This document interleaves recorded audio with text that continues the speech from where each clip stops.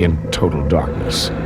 It will be too late. The caller came out. Good morning, you're on the air with Dr. Lindsay Gale. Hello, Dr. Gale. Yo soy Ramon. How are you? I called you last week. Well, they don't look like a porno photographer to me. He doesn't even have a blow-me-up, suck-me Susie doll. Before we begin again, I'd like to remind you that this program is not designed to treat people with serious mental illnesses. We can't rely on all this mumbo-jumbo psycho crap. Hey, who the fuck you calling dumb, asshole breath? You know, Sue Ellen, hitchhiking in California can be very dangerous. To have a good time, get drunk, kill a couple of people.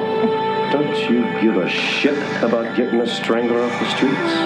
Well, last time this guy gave us a tip, he told us that the Boston Strangler was Tony Curtis. You mean he wasn't? Well, nobody's perfect.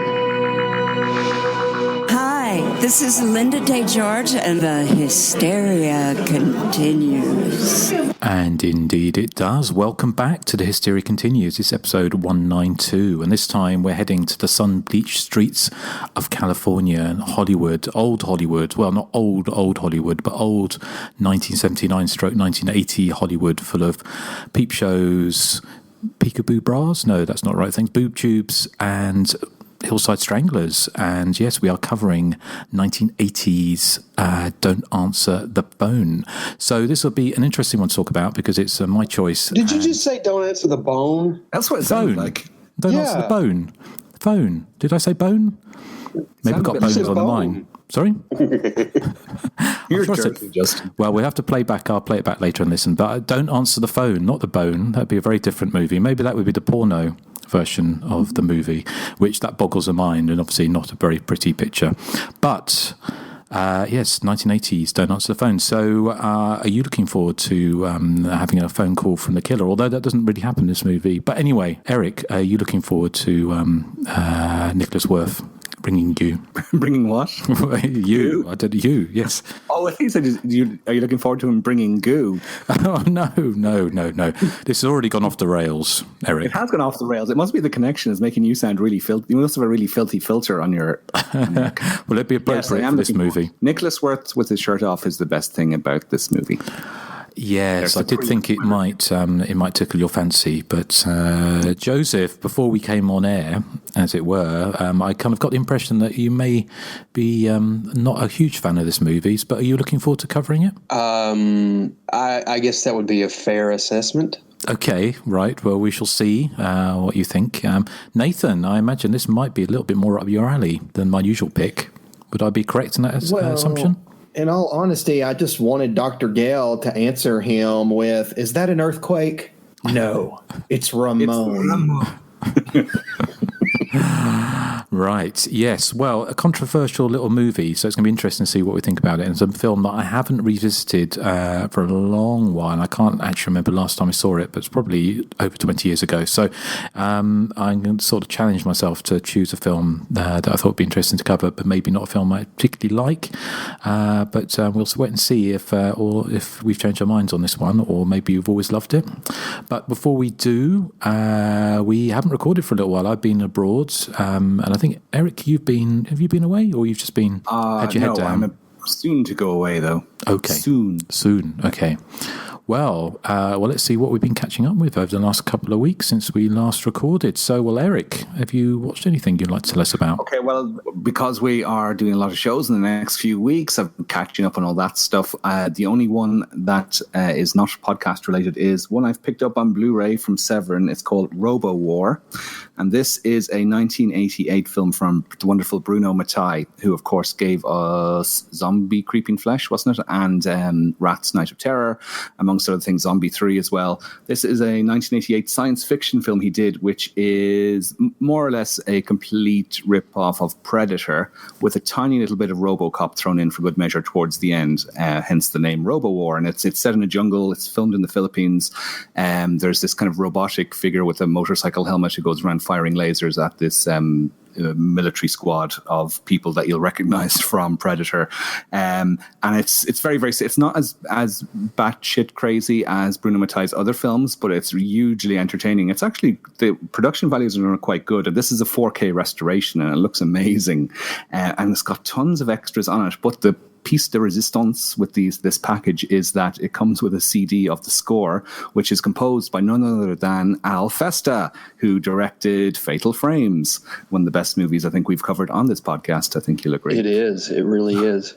So Robo War is really, really great fun. It's not as deliriously silly as the rest of his oeuvre, but it still comes highly recommended. And if you can pick up the Blu-ray, do, because it's stacked with extras.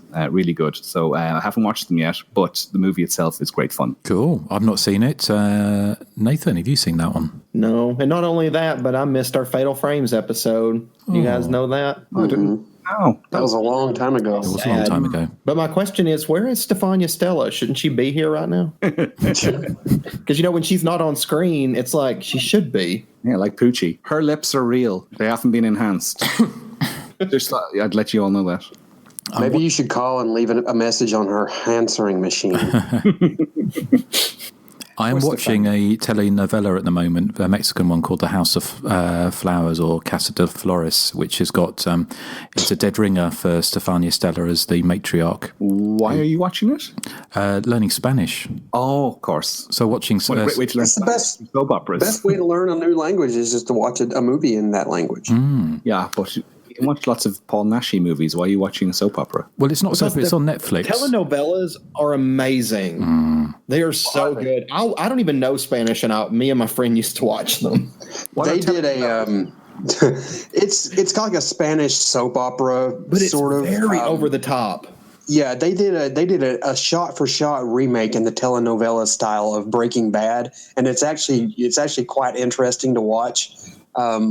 Yeah, the telenovelas they can be quite funny. They're like more than a soap opera, I'd say. Well, they're quite campy, aren't they? Because this one starts with a party at this big mansion where they're having a big birthday party, and a woman comes in and hangs herself in the flower shop that's at the front of the house, and it all goes on from there and ends up with it's got drag queens, strippers, transsexual lawyers. It's got a lot, really. I like transsexual lawyers. Yes, me too. But it's got something for everyone. But the matriarch who sells marijuana with posies from a flower shop is a spitting image of Stefania Stella. Ooh.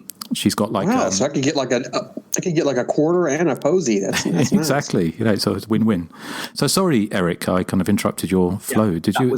That was it. Seen apart from our podcast selections, which I won't talk about now, obviously. Okay, right. And we do have we've got some. We will be recording a top secret commentary next week for an upcoming release, which I don't think has been announced yet, has it? So we won't. But let's just say it's also quite a big slasher film, I'd say. Top tier, yes. But our lips are sealed. One of the biggest ones we've ever had, all four of us. Yes, I'd say our lips are sealed, unlike Erik on a Saturday night.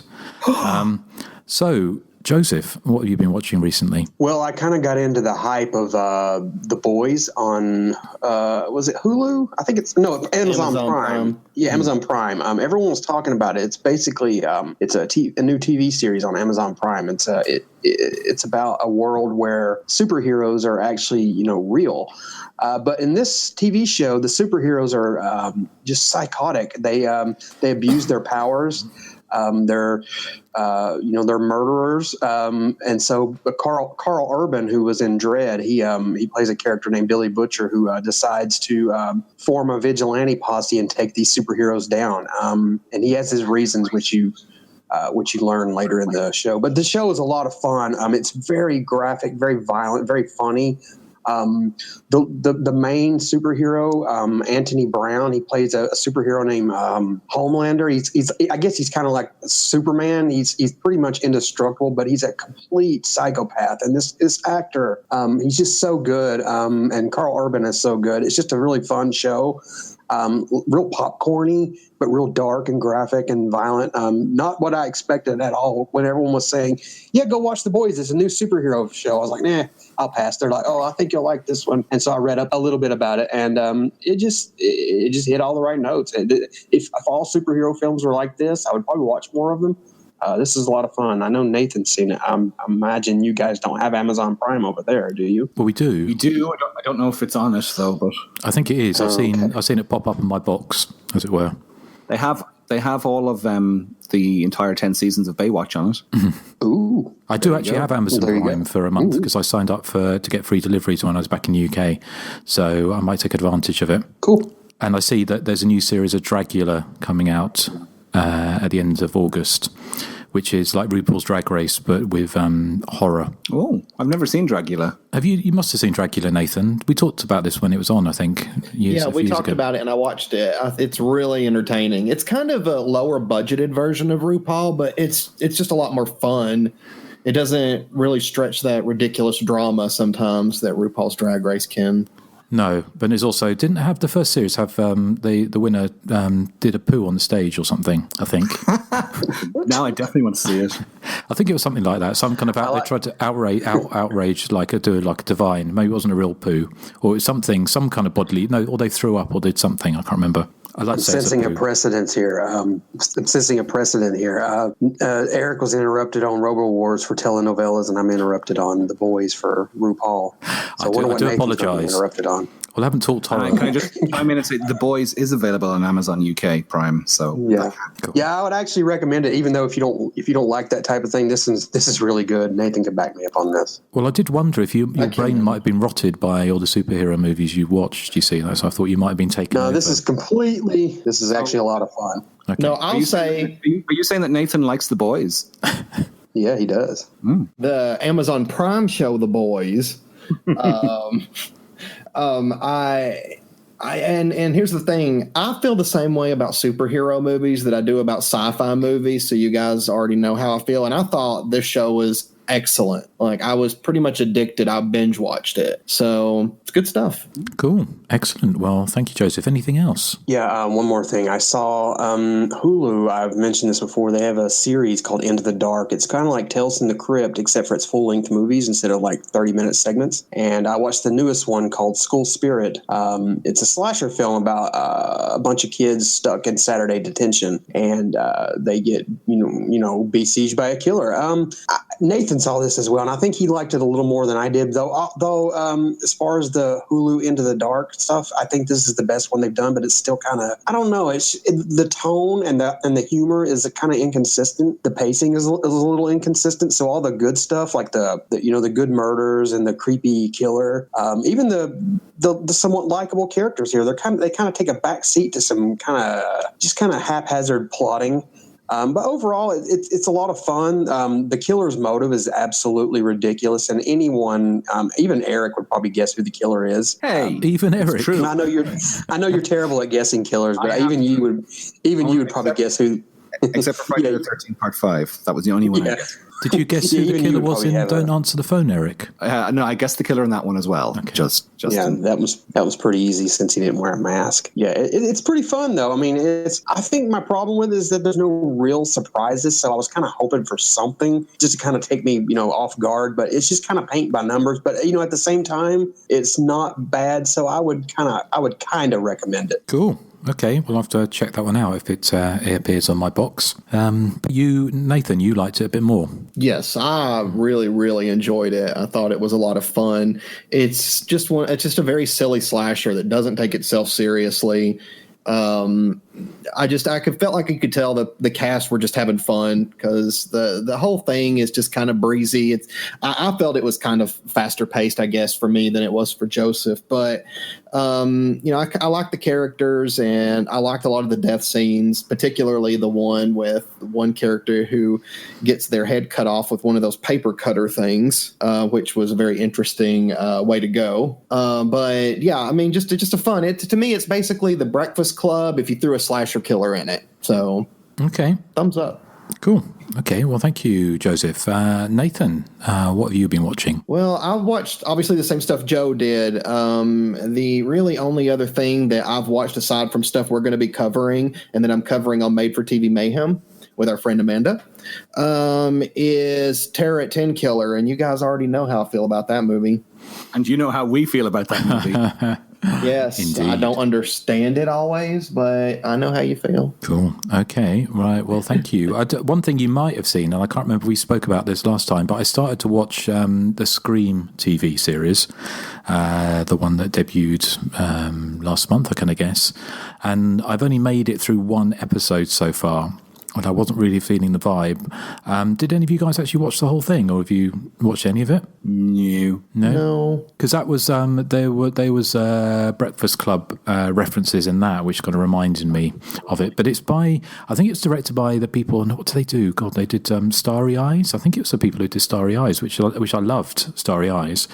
But there was a Scream TV show. I'm pretty sure. I haven't seen the recent one, but I've read that it's pretty awful. Actually, yeah, some people I've seen have said they enjoyed it, and some people have said it gets worse as it gets on. Some people have said it goes better as it goes on. So I'm probably going to persevere just because being a slasher completist, I kind of need to really. But it was it was bring back the old castles. Forgiven, it was not great. The first episode anyway.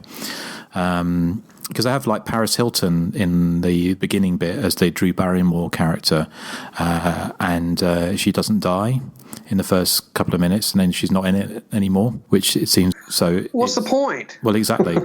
It was kind of I kind of guess they're riffing on the fact that Drew Barrymore died but they recreate almost the opening of the original Scream with Paris Hilton, and not Paris Jackson, sorry, the Michael Jackson's daughter, and they sort of recreate it, but then it's a false scare. She doesn't die and she doesn't appear anywhere else in the film, but it does have Tony Todd as kind of like a bit of a Candyman character in it, so I'd be interested to see where that goes. But maybe talk about it next time if I've got a chance to catch up with it. But a few others I've watched. One was an Argentinian film called The Sun, or El Hijo in Spanish, but I haven't seen that, but I've seen a lot of telenovelas in Spanish. Well, yes, but I didn't see, because I was watching this with a friend back in the UK and she didn't have her glasses, we couldn't watch it with subtitles, so we watched it. And you see, the weird thing is, I don't know about you, but if I'm watching a foreign film, a modern foreign film, I kind of want to watch it in subtitles most of the time, because I kind of love the watching 70s Jali kind of dubbed, because it adds that kind of thing. And a lot of those films, it adds the charm. But modern films, sometimes they're still kind of sounding like it's done by Eurotrash dubbers. They've all got like really bizarre voices, and it kind of really this was a little bit trashy, not that trashy, but it made it uber trashy by having these kind of funny voice acting, and it sounded like it had about 4 people, and they put on accents to be different people. And this is a Netflix film as well, which is a little bit bizarre. What's this called? The Sun. Like SON. It's about an artist who his wife gets pregnant and she gives birth, and then she kind of freezes him out of their life and brings over this kind of battle axe nanny who eventually kick him out of the house. But he gets convinced that his son's been swapped for a different, like a body snatcher type thing. His son's not, when he meets him, he said it's not really his son, so he keeps on trying to find out what's happened, and then it kind of just goes down to this kind of Kafkaesque nightmare, but all the while dubbed by people who sound like they're taking the piss a bit. Did your friend, did she not wear her glasses because they make her look positively goofy? Yes, a little bit. But we watched that on a double bill with Final Destination 5, which is always a good time. And then she said, I don't want to watch anything gory. So I said, we watched Final Destination 5, and I don't know what I was thinking. But what were you thinking? But I still love the twist in that, which I won't give away if you've not seen it. But it's a good entry. Yeah, it's amazing. Yes. So, and I did say I saw also before I went away, and I can't remember it that well now, but it was You Might Be the Killer, which I think we've talked about on this show. It's like a horror slasher comedy about a camp slasher and a guy who wakes up and realizes that he might actually be the killer, people who's actually killing his friends, which is quite an interesting approach, and I quite enjoyed it. But I'm sure it was you, Joseph, who spoke about it back. Yeah, that is the one with Allison Hannigan. She's basically on the phone the whole movie, telling him what to do in the video store. Yeah, I like the premise of this movie. I just thought it just kind of went on, like it told the same jokes over and over, and I just kind of got bored with it, honestly. Did you hear what Allison Hannigan did with that flute that one summer at band camp? Yeah, at band camp. I heard about that. Yeah. What was that? She stuck it up her hoo-ha. What, in... It's from American Pie. Oh, okay. Yeah. Sorry, didn't get your reference. So, anyway. Sorry. A deeply disturbed Vietnam veteran terrorizes young women of Los Angeles and taunts a radio psychologist with descriptions of his grisly crimes. That's a very brief synopsis from IMDb of Don't Answer the Phone. To be honest, that's pretty much the plot of the movie. There's not really much more going on here, if I'm honest. As I mentioned, this is a film that I hadn't seen for a long time, and basically I think I probably saw it about 20-25 years ago. I haven't seen it since, because there's a film, there's a number of films that I've never really wanted to revisit, and this is kind of one of them, perhaps. Films like Cannibal Holocaust and Cannibal Ferox, and films that I haven't wanted to revisit for other reasons, mainly kind of the animal violence. I thought kind of it was a one watch and done. And this film, I kind of remember when I was back and I was renting the kind of movies like we've films we discussed, like Rosemary's Killer, AK the Prowler, Friday the 13th, My Bloody Valentine, Terror Train, all those kind of movies, kind of Good Time, Hell Nights, and those kind of movies. And I think I was on a mission, like many people were, back in the kind of probably early 90s, late 80s, early 90s, to try and watch all the video nasties. And of course, Don't Answer the Phone was right at the top of my list because I thought it was a slasher movie. And we can discuss whether it is or not. I still think it kind of falls briefly within that kind of realm. But I thought it was going to be along the lines of, obviously, When a Stranger Calls or something like that. And that's not accidental, why it's designed to make people think like that. And I'll talk a little bit more about that later. But the movie wasn't. I don't think I hadn't at the time seen films like Ray Dennis Seckler's Hollywood Strangler versus the Skid Row Slasher, and all those kind of other kind of movies that were around at the time, like God, what's it called? Killer's Delight, and all those kind of scuzzy late 70s, 79, 80 kind of movies, the kind of real grindhouse, down and dirty kind of sleazy movies. I don't think I'd seen many of those at the time. So when I saw this, it was so far removed from what I was expecting a traditional slasher movie to be. And not only that, it was actually quite disturbing. And watching it again, I wondered how disturbing it would still be. And it still has this kind of very bizarre, to me, mix of slapstick comedy and incredibly disturbing violence, because there's very little blood in this. I mean, there's a few, because the killer is basically strangling these women, so there's no blood involved at all. And you see the murders, and which usually involves a blouse being ripped off post-mortem and breasts being shown, and it's kind of almost kind of lethal in its predictability. I mean, that's the only that kind of murder, it's kind of rinse and repeat every 20 minutes basically throughout this. So there's some very disturbing scenes in this, especially the one that always gets me is the one where this young woman is being about to be killed, and she's grabbing this teddy bear, and he's almost to sort of try and ward him off, and she's completely unable to do that. So it has this kind of really grimy, it makes you kind of want to have a shower. But then you've got this kind of bizarre thing with this subplot with these policemen going around making jokes, and you've got this scene where a hooker's snorting coke off a bald pimp's head after they think it's a drugs bust and the cocaine bursts, and then all these people running around a brothel, like a Benny Hill skit, and the policemen are all laughing. And so you've got this kind of weird thing going on, and then you've got Nicholas Worth as this character who's so over the top and so absurd, but is actually very watchable and gives this kind of gonzo performance as the killer, which is quite something to see. So it's a film that I'm still not quite sure how I feel about it, because although it's kind of bad taste, it's and I think it is probably a misogynistic film. I think it is.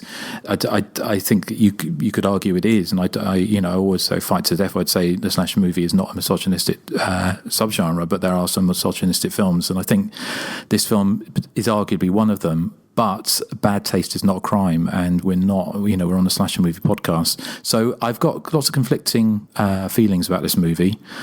So I'd be interested to hear what you guys think about it. I've got lots more to say about it. But Nathan, what did you think? Is this it's not a first time watch for you, is it? Is it a film you've seen recently, or what are your thoughts? I feel like I've seen this a very long time ago, but I didn't remember it because I'm sure I rented it back in my video store days. I mean, this was almost just like a first time watch for me, because if I have seen it, I didn't remember anything about it. So it definitely was a first time watch in that way. I gotta say though, I'm kind of like you, Justin. I don't know exactly how I feel about this movie. I like the slapstick stuff, like when the cops invade like the massage parlor and all the prostitutes are running around like it's one of those Scooby-Doo episodes where they're running from up and down this hallway. It's just so absurd. I thought that stuff was actually kind of fun, and it was, funny to watch. But the tone of the movie is so uneven, because, I mean, there's these scenes of like, the woman who's having the therapy session with Dr. Gale, and she's talking about how her, father basically molested her and all this. And then later, it cuts to the killer stalking her outside of her house. And then suddenly it just cuts to these cops arguing, and the woman, like comically saying, I'm going to break both of your legs and stuff. And then it cuts back to the scene with the guy, the killer, and he's busting in and killing this woman. I'm like, to me, that's the story of this movie, is that the tone is so uneven. It's like serious, comedy, serious. And then the murder scenes too, I mean, they're very, I don't know, just kind of disturbing, especially the one woman, like you were saying, who's clutching the teddy bear. And I think she calls him dad because I guess she's kind of associating him with the way her dad treated her. And I'm like, that stuff is way too grim for me. I don't like that grim, depressing stuff. I don't know. It just makes me not want to watch the film. I like to have fun with movies. That's kind of the movie fan that I am. So I much prefer, the hooker snorting coke off of the desk after they were going to flush it. And I also love the killer's performance when he's like acting like Ramon. It's so ridiculous. But also later in the movie, he's talking about beating up the pimp guy. And just the way he's talking is crazy. He's like, "You thought you was going to beat this honky?" I don't know. I'm like... It was a very over-the-top performance. But like you said, he's very watchable. I mean, I could probably watch a movie about him. Frankly, I found the cop stuff, when the whole investigative side, I usually find that to be kind of boring in movies. This movie's really an exception to that. I don't find it that interesting. I don't find the investigations interesting when the audience knows who the killer is. Because I just feel like it doesn't matter what you uncover. I already know where it's going. So the investigation itself is not interesting to me. But then again, I mean, like I said, the flip side of that coin is that the investigation provides the comedy moments in the film, whereas some of the murder scenes are just way too grim for my taste. I much prefer Friday the 13th with Jason decapitating 3 people with a machete at once. That's what I like to see in my murders. So ultimately, I got to say, I'm kind of on your side on this, Justin. I don't know how I feel. I like parts of it. I don't like parts of it. I'm very middle of the road on this one. Okay. Well, thank you, Nathan. Would you like to see more of Nicholas Worth, Erik? Well, obviously I would. But in terms of what I thought about the entire film, I think this sound clip best sums it up. I think it's absolutely vile, and I wish you'd leave. There we go. I mean, I don't mind the film.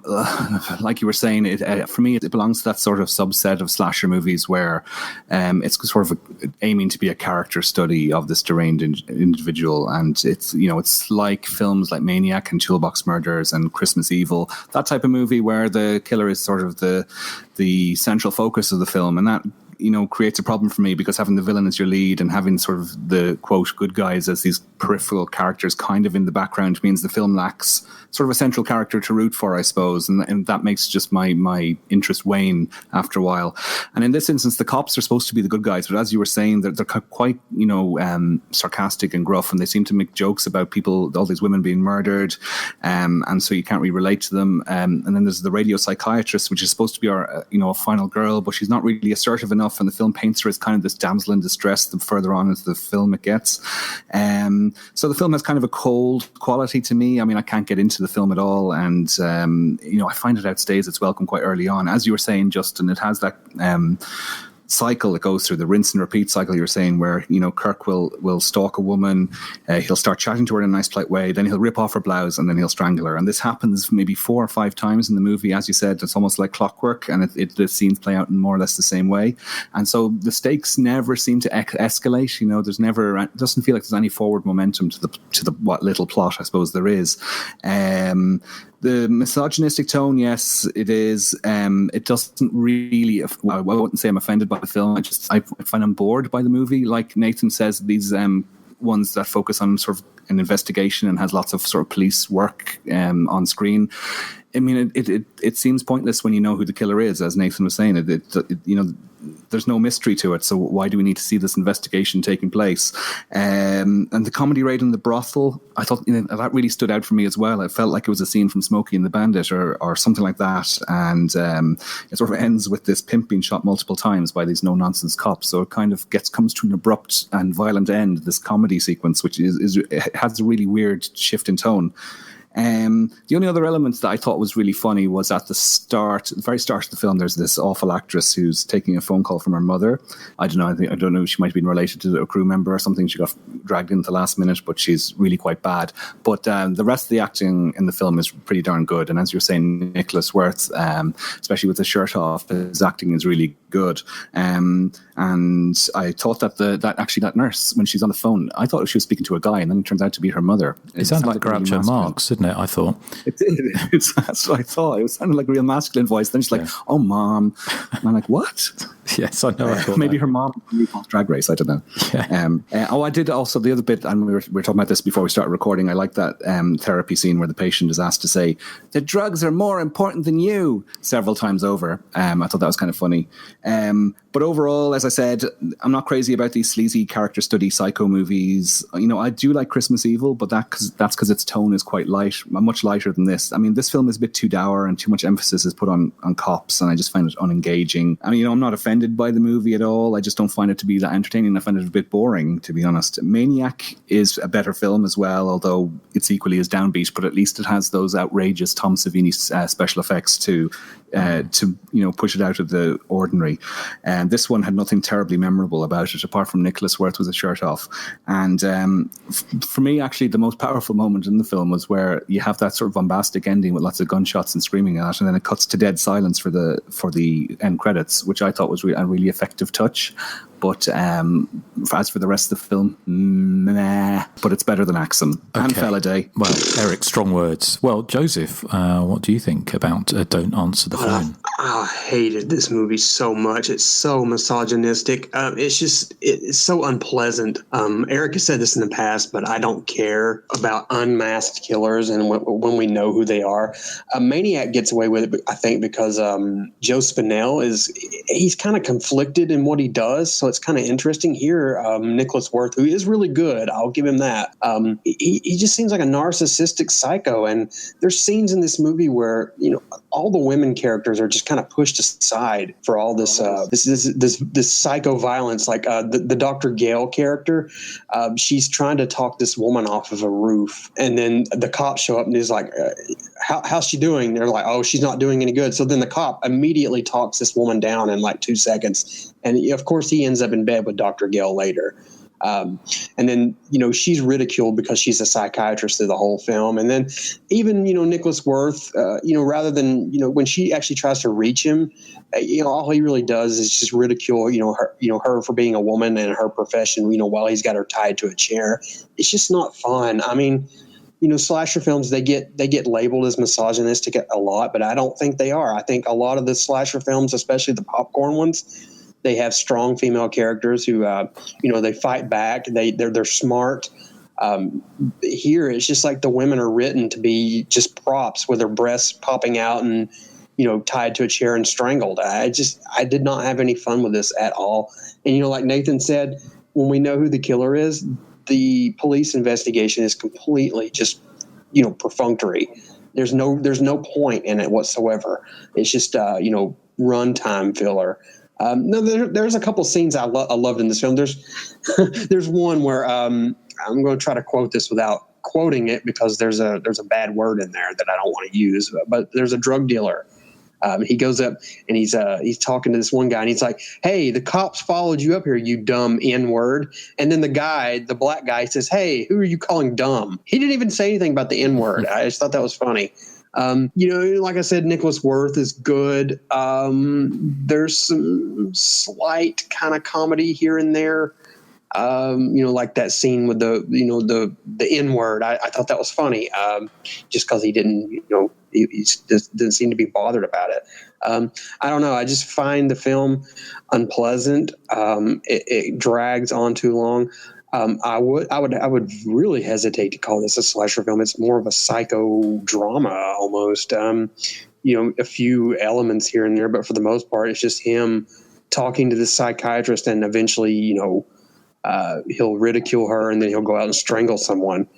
I just didn't find it fun at all. I was bored. As soon as it went off, I pretty much had forgotten everything about it. So, the implication here is that all the men are these just kind of they're the ones you should listen to. And there's no strong female characters. They're just, bosoms out, get strangled. That's it. And I'm not one of these types who, lambaste a film for misogyny or just kind of junk like that. I mean, trash is trash, and some people get, pleasure out of certain trash. But for me, I don't know. I want, chase scenes. I want popcorn thrills. I want, silly, likable characters. Like I said, Nicholas Worth is good. I don't like him. Why am I following this guy around for 90 plus minutes? I'm not interested. So unfortunately this is a pass for me. No, fair enough. I say when I picked it wasn't because I liked the movie. As I said, it was because I was interested in revisiting it. I thought it'd be an interesting one for us to cover because it's obviously one we would have to cover at some point. But I did wonder what what was in the water at that time, like 79, 80, because you had all the films, like there's one's The Killer's Delight, which is not very often seen.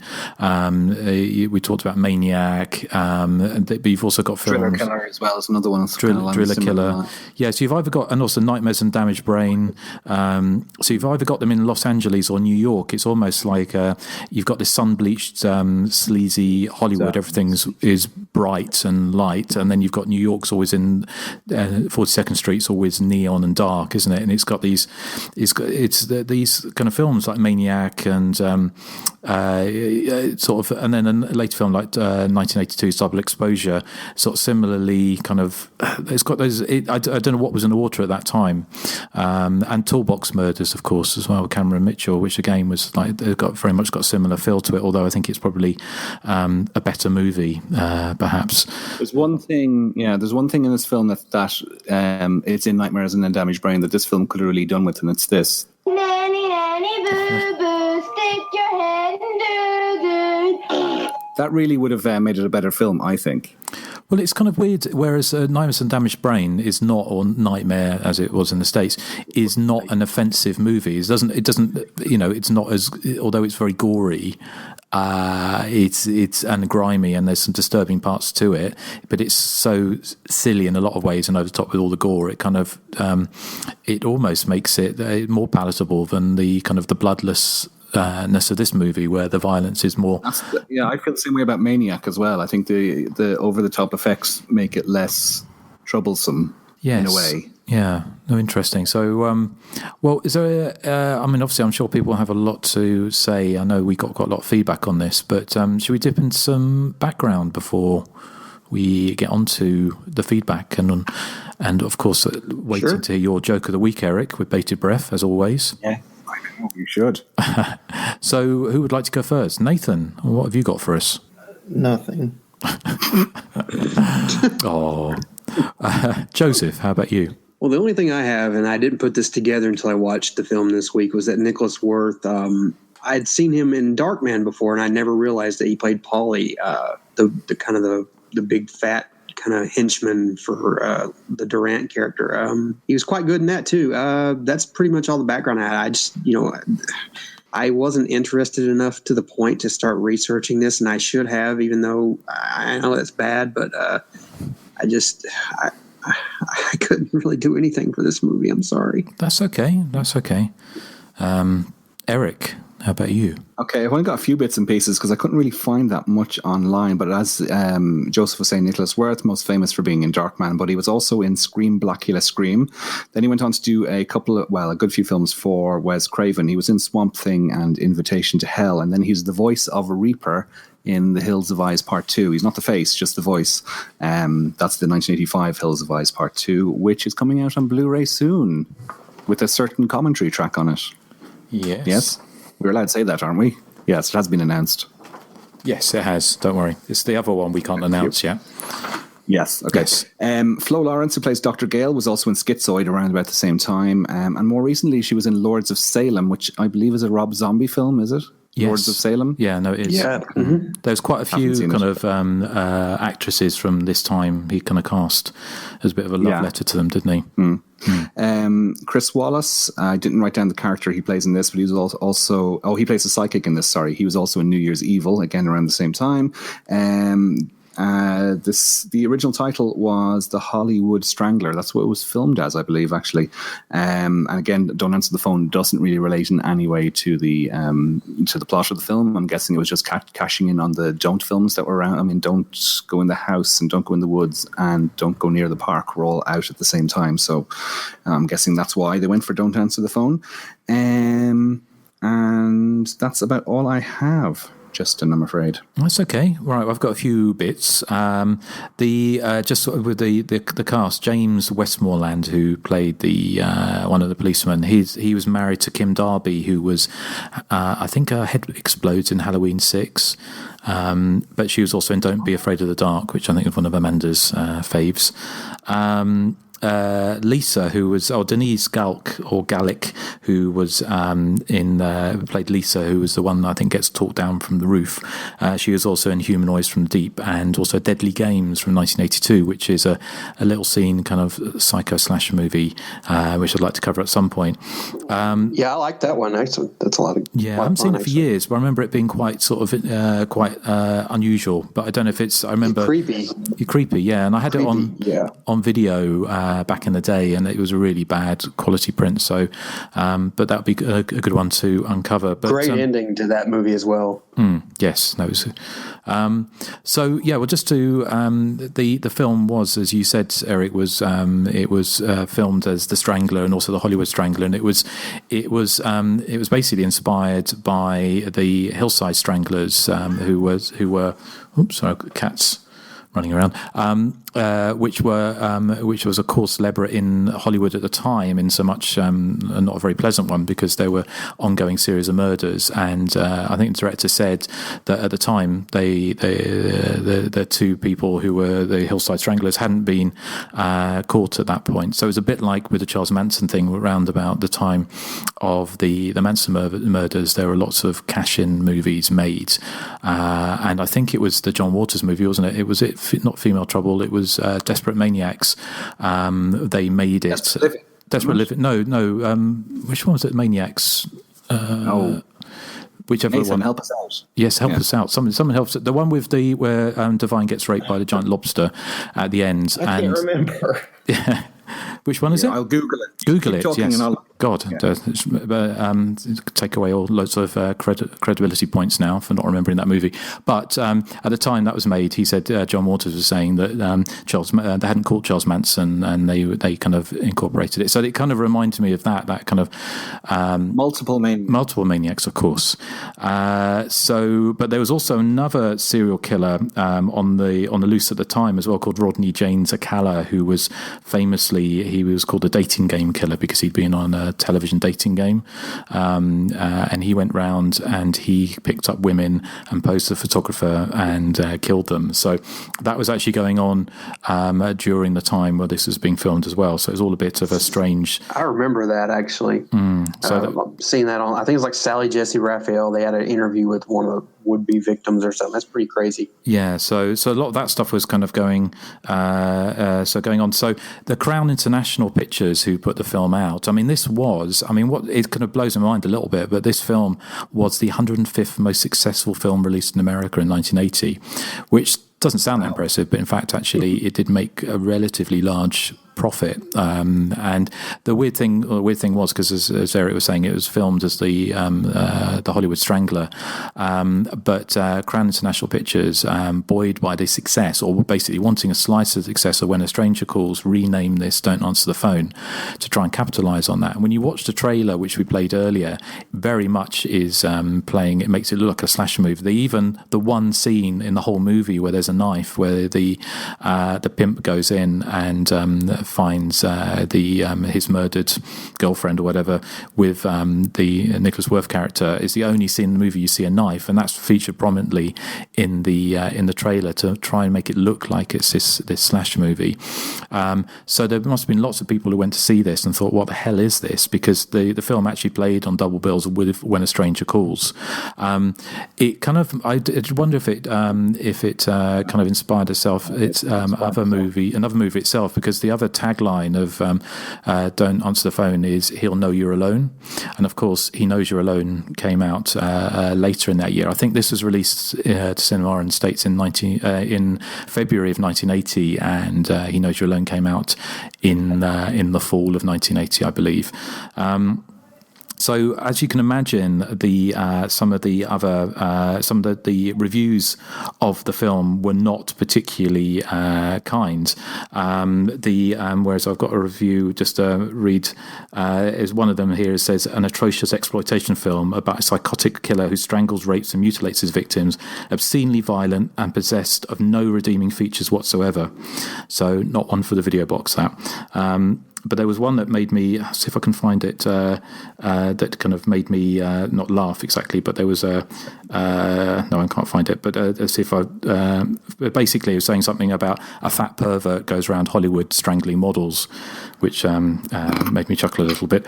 But the other thing I've got is I actually do have the what used to call the exploitation manual, which is a very fitting description of this movie for Don't Answer the Phone here. I bought a whole load of them a while back, and considering how brutal and how silly the film is, but you can buy 8x10s and lobby cards of women being strangled for your lobby. And some of the ideas, I loved these old exploitation manuals, because they would have literally the publicity. It gives the cast and crew and tells you what they've done. But they have a whole section called exploitation, and I'll just read a couple of these just because I thought it was kind of quite amusing considering what kind of movie it was. And it was suggesting to cinemas that are showing this is set up a lobby display with a phone on a table draped in black, place a small cassette recorder below the table with a taped teaser message playing continuously. For added impact, have your staff take turns dialing the number to ring the phone, but if they're wise, they won't answer it. And just saying things like, don't forget the power of, buy radio time from stations that like telephone promos, phone-ins with passes or albums as prizes, and natural tie-ins playing upon Don't Answer the Phone, and also setting up a telephone rotary on your theatre codes, a phone, tapes available from Crown Distributor. So they would have done like these special tapes you could play, and the message may keep callers from answering the phone and send them straight to the theatre. So you had all these kind of playing around with the this idea of the film. But the irony, of course, is although there are several phone calls in the film, it doesn't really make any sense to call it what it does, and it's purely a way of kind of hoodwinking audiences into thinking they were going to go and see a film along the lines of When a Stranger Calls. Some of the other things, there was Michael Weldon in Psychotronic Encyclopedia of Film said, if you like really sick films, see this one. The ads made it look like another babysitter in distress movie, but it's in the class by itself. Some of the kind of reviews that I saw, and I've got a few of these. I'm going to put together, I'm thinking about doing a new review for this on Hysteria Lives, so kind of kickstarting another little review cycle. But many of them were quite complimentary. The only thing they're complimentary about were the performance of Nicholas Worth. But the other thing that kind of not freaked me out, but I couldn't quite believe, there's a review here, and it says, and this is quoting review, and I think it's from the San Francisco Examiner. It says, it also bothers me that so many children women were present at the Easter Sunday matinee that I attended. Many of them borderline patrons. Ostensibly, they were admitted because they were accompanied by someone 18 years or older, but I would have hated to inspect their driver's licenses or other forms of identification. I doubt in many cases they would have been proved that the sub-teens in the matinee were in the required company of an adult. So basically, you had an Easter Sunday matinee with pre-teens watching Don't Answer the Phone, which kind of blows my mind a little bit. The last couple of things I was going to say was another review said that people laughed all the way through it and cheered when he murdered people, and again that kind of blows my mind a little bit. It's of its time, you know. I can't imagine a film like this seeing the light of day, certainly in cinemas. And it made me think, I was watching it and I was thinking, I was reading this thing about how millennials were getting really upset with Friends, the old show, with a TV show, and saying that it was all kind of phobic this, phobic that. And I was just imagine if you had a whole load of millennials put them in cinema and made them watch Don't Answer the Phone, quite what would happen. It would be a bit freaky. So snowflake brains would. Well, it's just kind of, it's just, it's of its time. And as, I do think, as I said before, I think it is a kind of misogynistic film. But as John Waters said, bad taste isn't illegal. So it's of its time. And it's not a film that I need to revisit anytime soon, or probably ever will again. But it is what it is. So might be interesting to hear what our dear listeners thought about it. So, Joseph, do you have some of those to hand? I certainly do. This is from Facebook. James Packman says, this is a decent time waster of a sleazy film, not on the scale of Maniac or Don't Go in the House, but it has all the elements of sick pervert killing ladies. Not something I would watch over and over. However, worth a one-time look for fans of the early 80s perverted killer films. A.J. Anderson Yakukowicz says, a bit too misogynistic, honestly, in terms of tone. This seems like Maniac's perverted uncle. Worth a watch, but don't need to see it again. Justin Kosh says, I have it on beta, but my player won't turn on. Guess I need to raid Prime or something.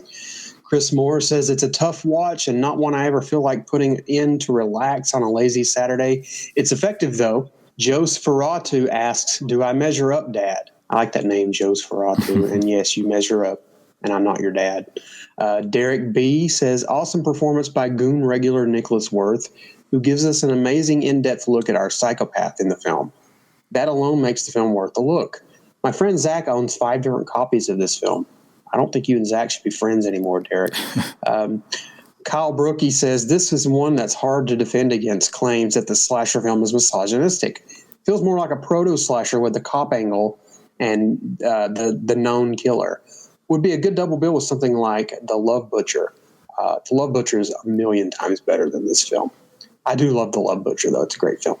Bill Van Reen says, I'm hot for Nicholas Worth in this movie. I am. So there you go, Eric. Bill is lovely, lovely. Kenny Fasolo. I remember Kenny. I haven't talked to him in a long time. He says it's very rough. Shane Lambert says, I think I've seen this. I remember it being twisted. Should be interesting to rewatch.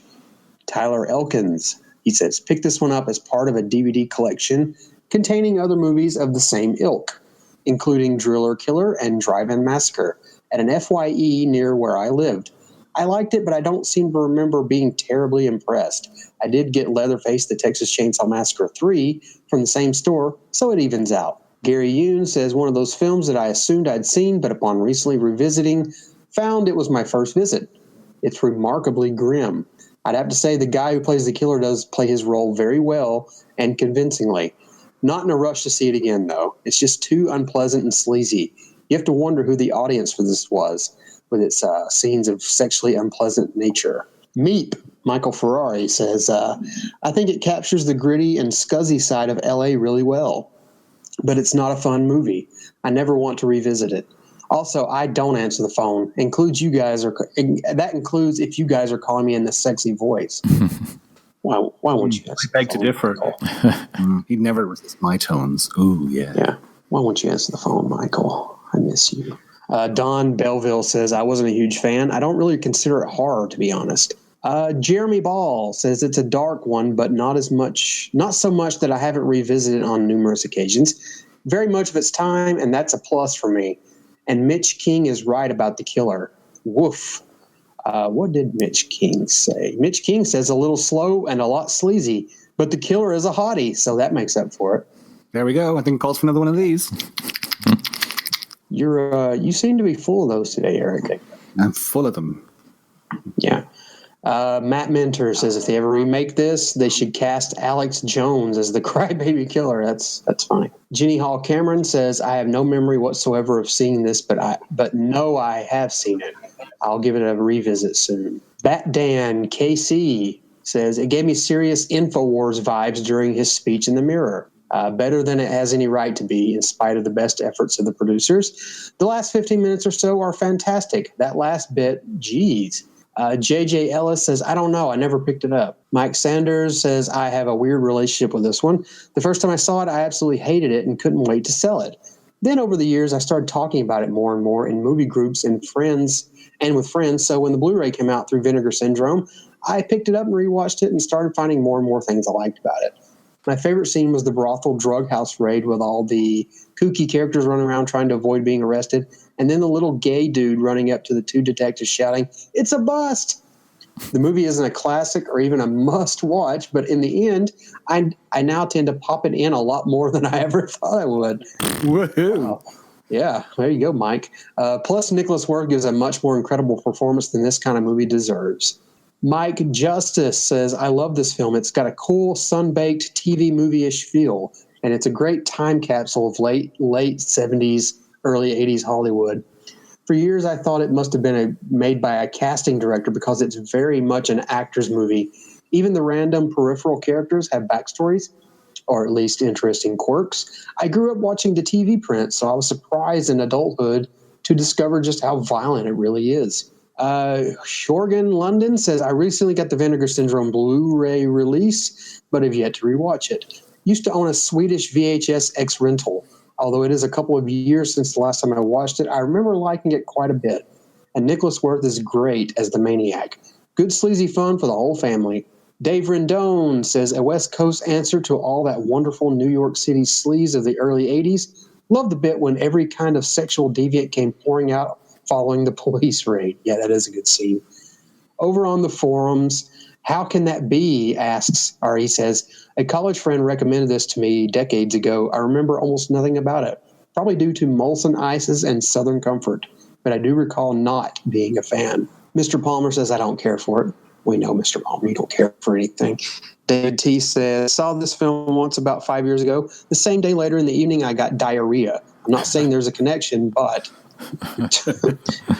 On Instagram, Criterion J says it rules. Lou Toad says never actually seen it, but will now be buying the Vinegar Syndrome Blu-ray. Todd All Things Horror on Instagram says it's a sleazy good time. Golan and Globus says great entertaining movie. Eugene Weaver says sleazy and mean-spirited without being gory. A lower rent maniac if there is such a thing. Been meaning to pick up the Vinegar Syndrome Blu-ray, but I still own the Scorpion release, which for this caliber of film is perfectly okay for now. The Squint one says watched it once and remember it being basically a poor man's maniac. Nicholas Worth is definitely brings it though as the villain. Nui Sir Lalune, oh boy, disgusting villain and good old nastiness. A great first date movie. And on Twitter, Dave Felter says, I love every grimy frame, and coincidentally, I took it off the shelf to make time for it this weekend. And that's all the feedback I have. Want to learn more about horror directors? With a lighthearted look at 3 of their movies? Meet fearless podcaster Gore Blimey. I've been unsettled by bats in the past and startled by parrots, and I've even been known to jump at the odd cockatoo. Discover horror films that are classics, and others, too. There's a topless aerobics massacre, an exploding rock singer, cannibals, nude martial arts, a deep-fried prostitute. But it's not all silliness. You'll get proper movie breakdowns, opinion, and background information, too. Yep, in the 80s and 90s, Jeff Stryker was huge in gay porn. In every sense. So if you're a horror film fan, come and check out the Trilogy of Terror podcast at strangeanddeadly.com, or find it on Apple Podcasts, Stitcher, or on your podcatcher. one of those people that has a certain charisma and a certain style, and I'm just hoping one day he'll rub off on me. The Trilogy of Terror podcast, where we try 3 times harder to give you the willies. All I know is today's October the 31st. 31 backwards is 13. It's Friday, it's Halloween. It's the 13th anniversary of the lawnmower killings. It's a crazy loose. It's prom night. Hi, this is Tracy Savage, Debbie from Friday the 13th, Part 3. For the best podcast ever on old slasher movies, be sure you find Hysteria Continues. You will be glad you did. And hey, stay out of Crystal Lake, okay? Every episode, we celebrate a classic slasher movie, such as Friday the 13th, Halloween, My Bloody Valentine, Happy Birthday to Me, and Crazy Fat Ethel 2.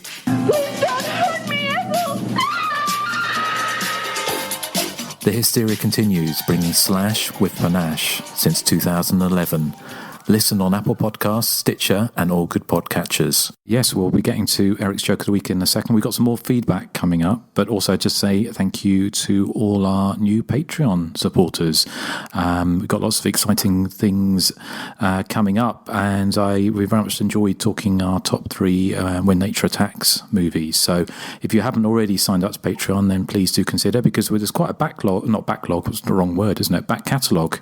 of material now, isn't there? For anyone who joins. We're approaching 50 Patreon episodes now. So, just for as little as $1, you can get full length episodes of general horror stuff. A lot of good fun films. Yeah, and also you get access to the shows early as well, don't you? Usually up to about 2 weeks, between 3 or 4 days to about 2 weeks. So for everyone else. Yeah, absolutely. So, well, thanks to everyone who's joined up. And Erik, are you ready to shine? I'm ready to shine. Well, I am ready to laugh, Erik. It's my joke of the week. It's so freaking fantastic. What do you call the value of a psychopath who goes around with no underpants on? It's his knickerless worth. Wow.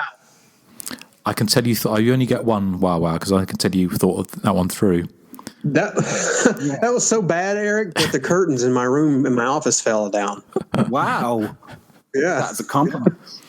I just got these visions of you lying back on the sofa, sort of stroking yourself slightly, thinking about Nicholas Worth trying to come up with a joke of the week. So actually, there's one sound clip of Nicholas Worth I need to play. Are you enjoying this, Justin? No. So good. There you go. Wow. Well, just a couple weights, of things. In case anyone's wondering what he's doing, he's actually lifting weights.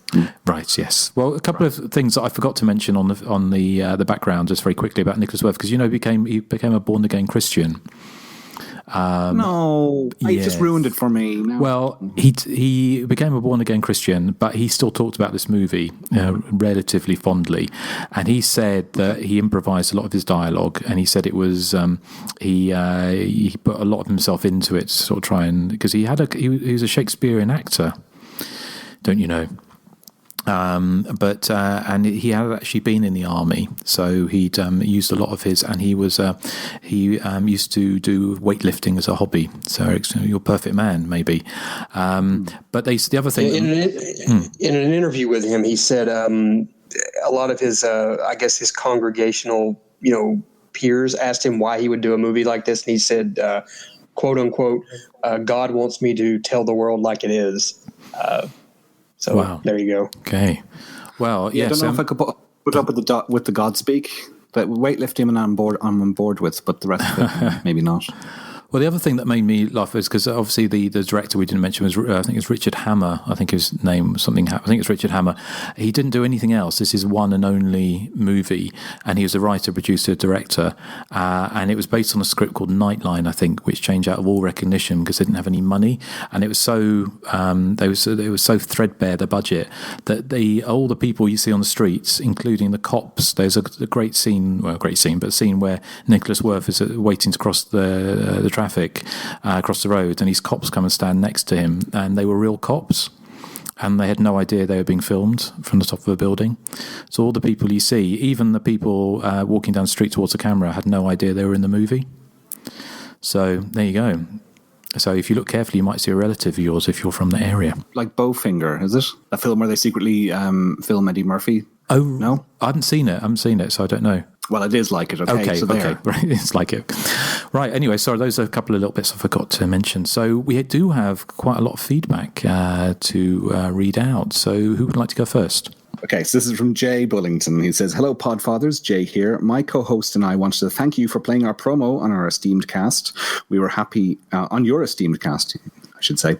We were happy and proud to return that kindness in our most recent episode, number 76. And Jay is the producer and co-host of Have You Seen This One, aka Histo.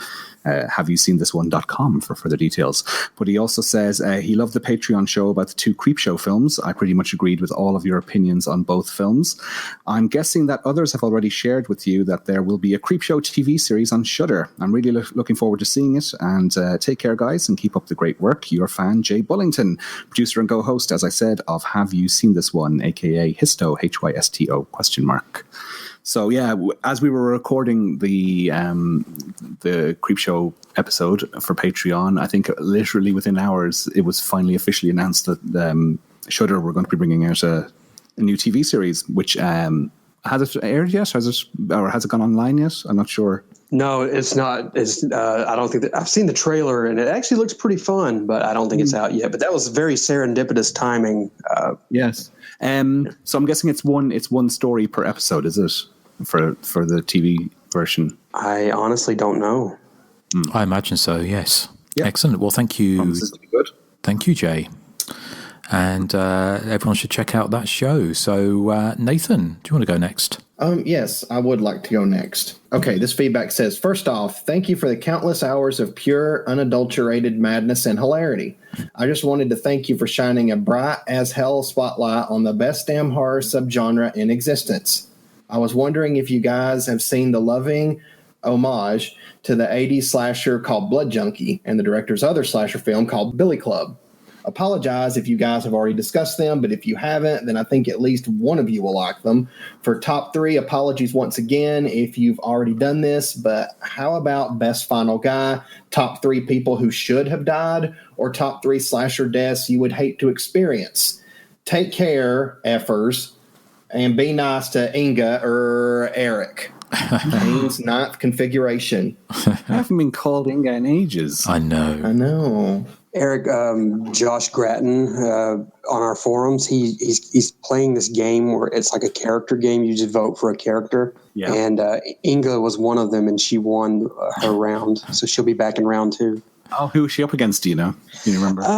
Who did she beat? I'll have to look and see who it was, but it was a pretty big. It was Radish. She beat Radish from Final Exam. Oh, so anyway, those films that he mentioned in the email there, I've never heard of them.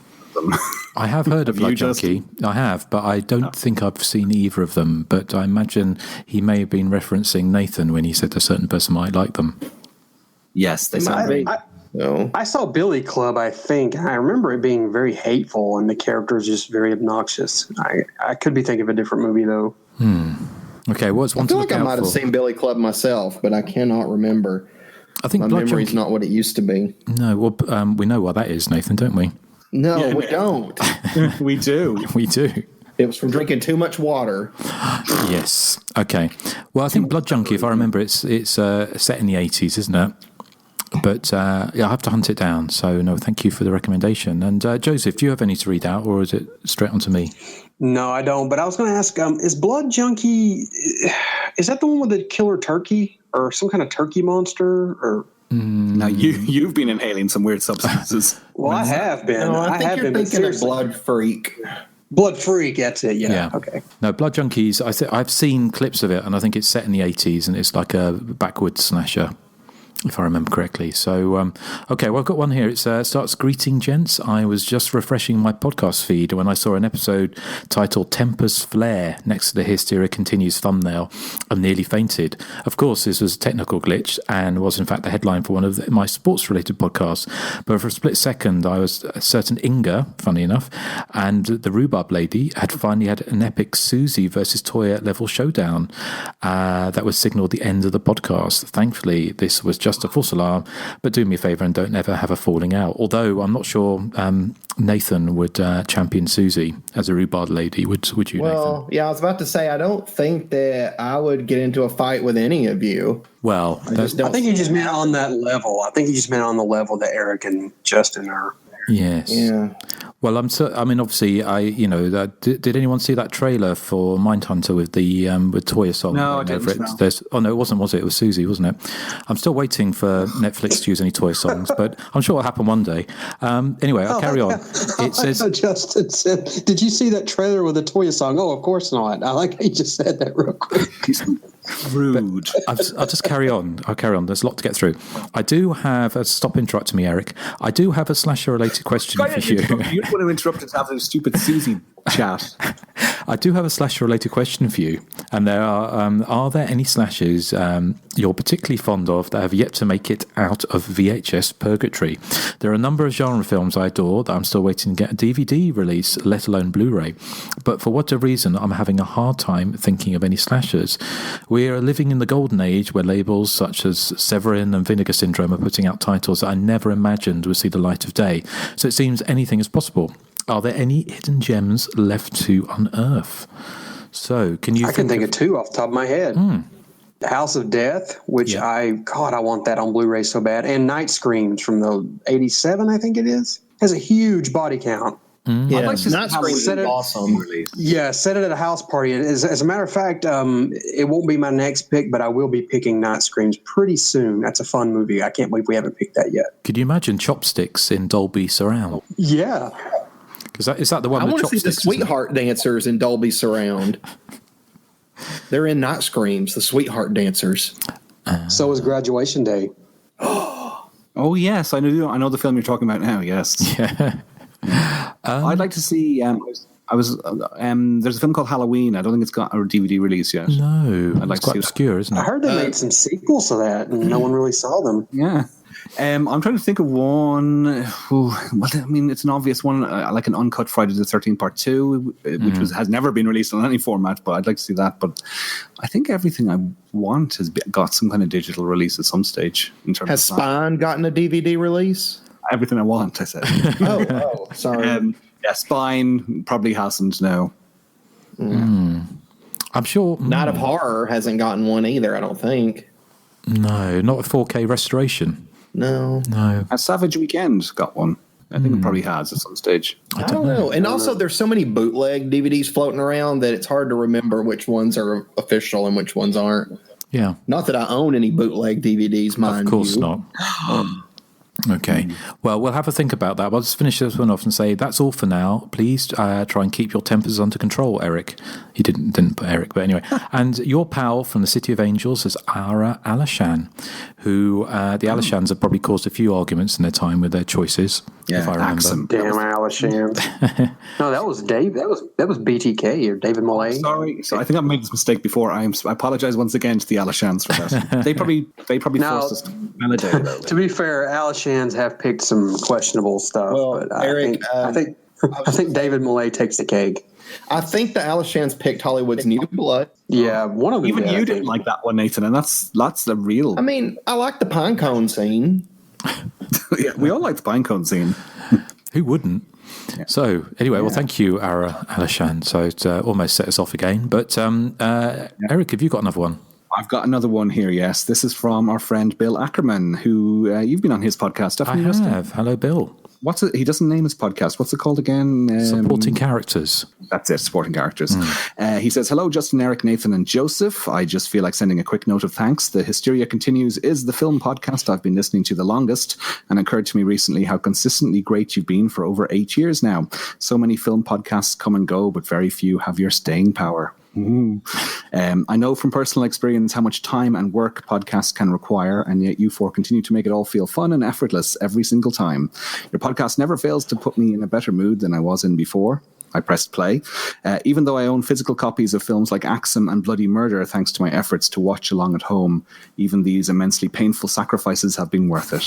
He actually went out and bought Axum and Bloody Murder. I actually went out and bought Bloody Murder as well for £1. Off secondhand off eBay. So that's my dedication to the podcast. I don't know if this is a difficult question, but you're nearly 200 episodes in. Do you each of you have a personal favorite slasher or giallo film that somehow hasn't yet been covered on the show? I remember Nathan covering Honeymoon Horror on his Axe to Grind show way back when, and there are films like Violent Midnight, Home Sweet Home, with Mistake, Deadly Blessing. Have we not done that one? No. Oh God, I'm having another moment. 10 to Midnight, Evil Laugh, and yes, Blood and Black Lace, there we go, that have come up on the show a few times without receiving the full episode treatment. I was just curious to know. So keep up all the great work, from Bill Ackerman. So our favorite slasher or giallo films that we have yet to cover. For me, well, there's one coming up soon that actually on the next podcast I'll announce at the end of this. You guys, can you think of anything? Night Screams. I mentioned Night Screams earlier. I definitely want to cover that very soon. I want to cover Home Sweet Home. Yeah, that would be a fun one to do, wouldn't it? And also Terror on Tour. Ooh, Terror on Tour. I love Terror on Tour. But you see, Nathan, we haven't done New Year's Evil either.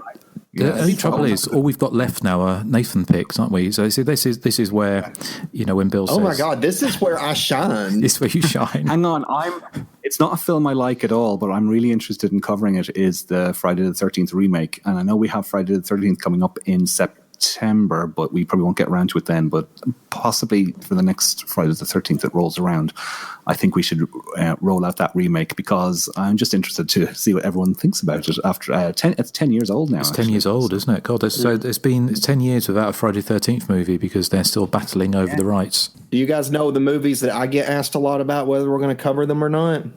I'm sure. Yeah, go on, tell us. Rob Zombie's Halloweens.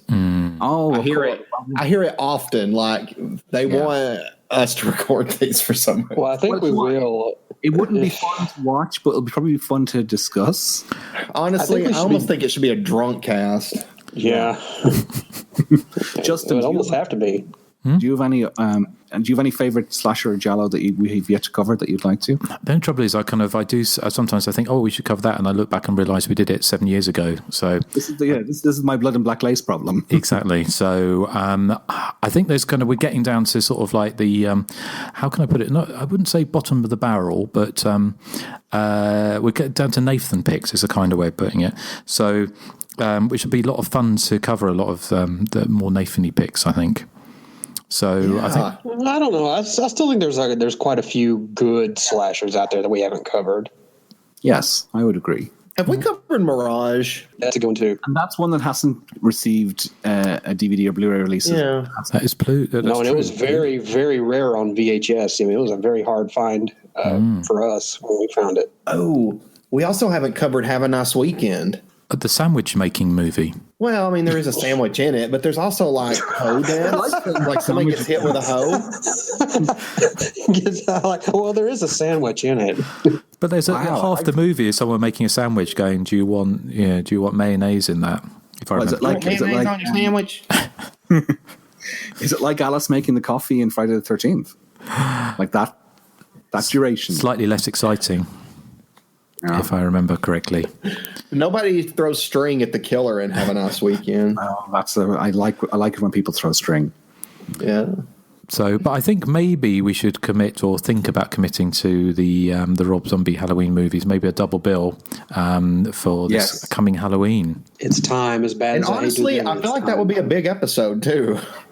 Because those movies are pretty popular. Yeah, and we've probably got a lot to say about them. Who knows? Yes. After the first one was 2007, wasn't it? And 2009, so 10 and 12 years, so respectively. So yeah, and also of course the Halloween franchise rumbles on with Jamie Lee Curtis is set to battle Michael Myers in that urn. There's Halloween Kills, and then Halloween Ends. So it's like a trilogy of Halloween films. So we got Halloween stuff to cover for the next few years at least. Yeah. Do we all think that Halloween Ends will be the ending? No. Of that trilogy, maybe. You can't kill the boogeyman. Unless you, no, I quipped. I said the only way they could kill Jamie Lee Curtis either. She keeps coming back from the dead. Yeah, I did quip that the only way you could kill the Halloween franchise is getting the people who made the new Scream TV series to do or let version. Let one of the Friday the 13th guys try to battle over the rights. That's the way to kill it. Yeah. So okay, right. Well, I've run out. I've got one more to go. Has anyone else got any? Erik, have you got another one? No, that's it. No? Okay, well, I shall read the last one here. It says, hello, gentlemen. I wanted to start off with saying that I feel like everyone can agree this year's been a big one for horror. And I've been to the theatre more times than I can count, for better or worse. That said, I have a question. Do you think that these cookie-cutter Marvel and DC films are hurting horror?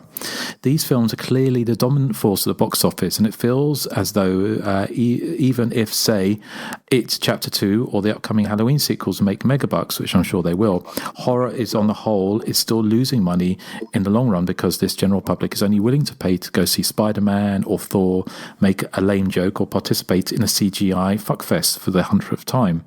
Maybe that's just me, and maybe in my anti-superhero rhetoric, I'm a supervillain after all. Anyway, I'd love to hear your thoughts. The one and only Hobgoblin. So, what are our thoughts on that?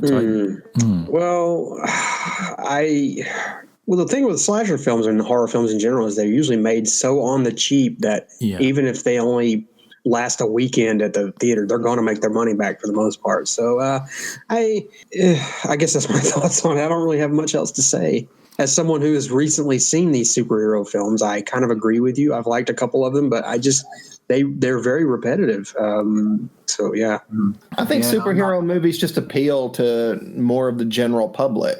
Horror is much more of like a niche area. I mean, I think about just the people I know in my personal life, and not many of them like horror, and the ones that do only like the mainstream horror stuff, except like say Joseph and Grant.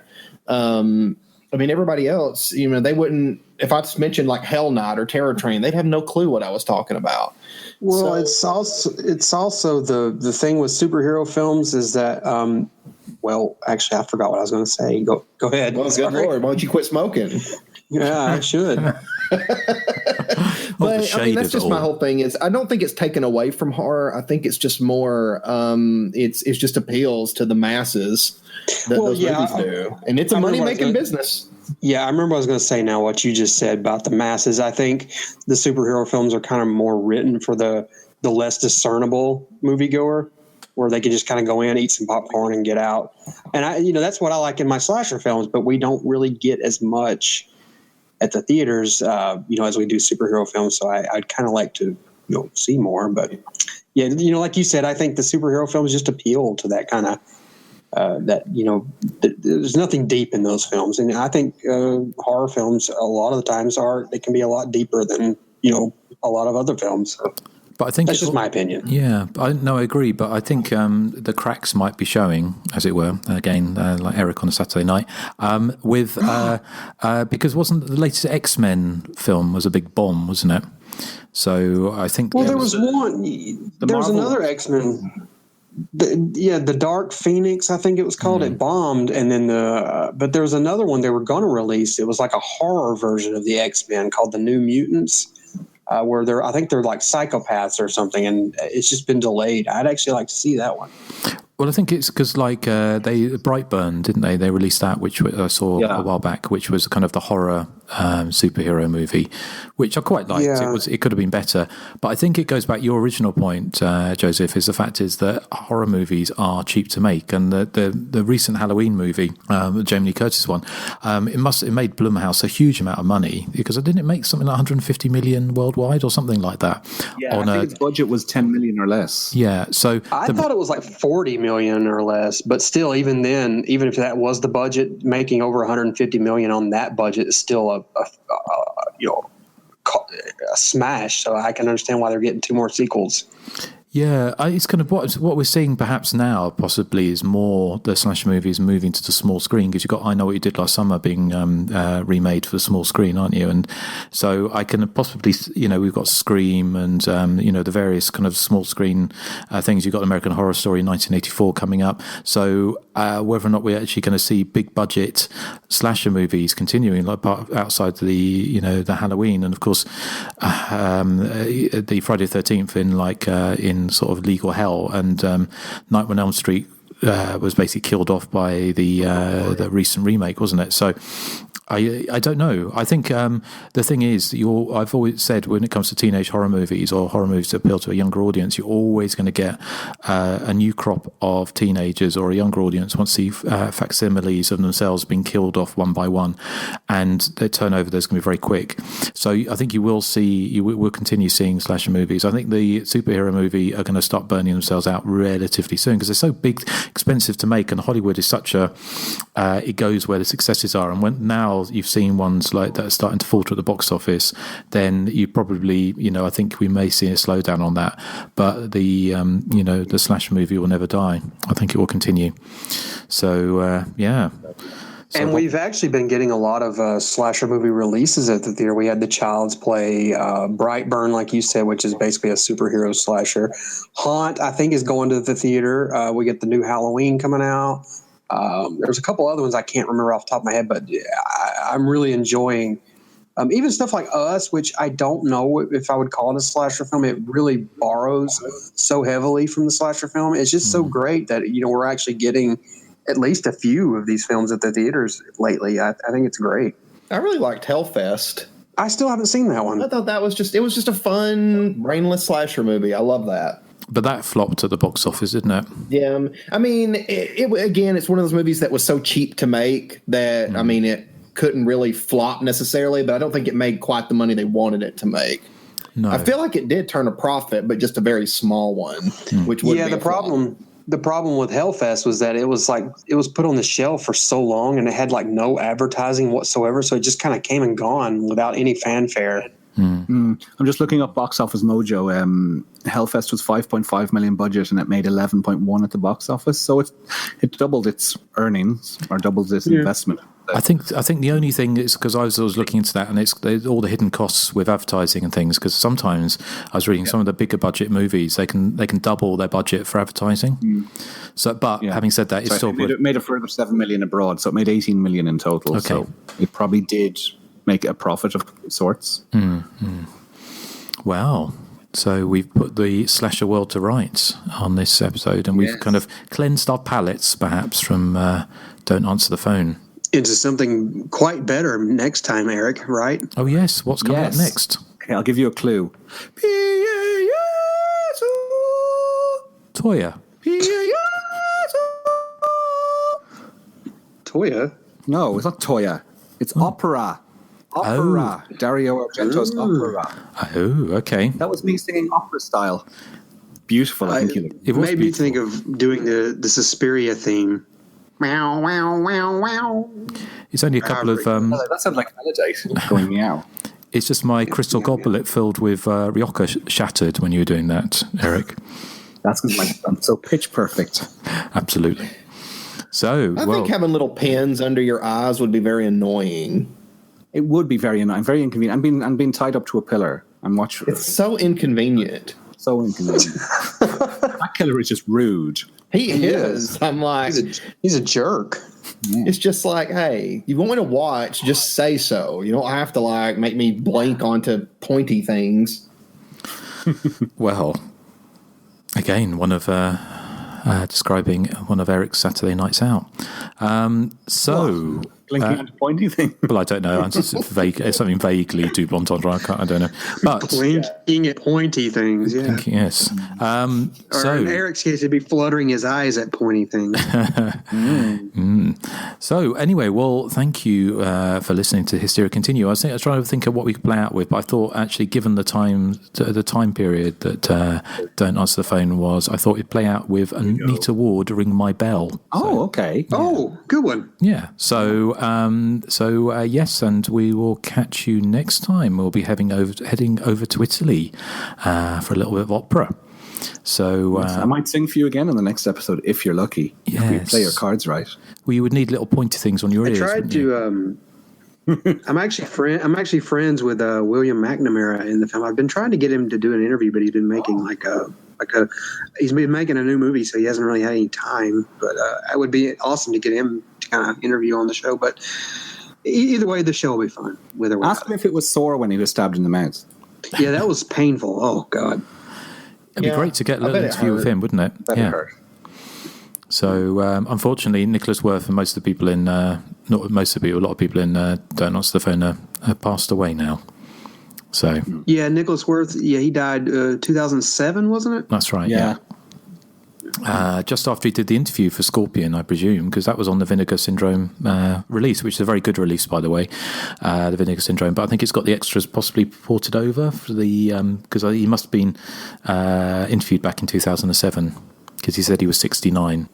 Since we're mentioning Vinegar Syndrome, I should mention we can't say what it is, but we do have a couple of commentaries coming from those guys, so keep your eyes peeled for those. Yes, and a couple that are quite excited to be doing so. So excellent. Okay, well, thank you for listening to Hysteria Continues, and we will catch you next time when we head back to Italy for another spot of Dario Argento. So say goodbye to the good people. Bye, y'all. Oh yeah, it's so good. It sounds like Selma from the Simpsons. Yeah.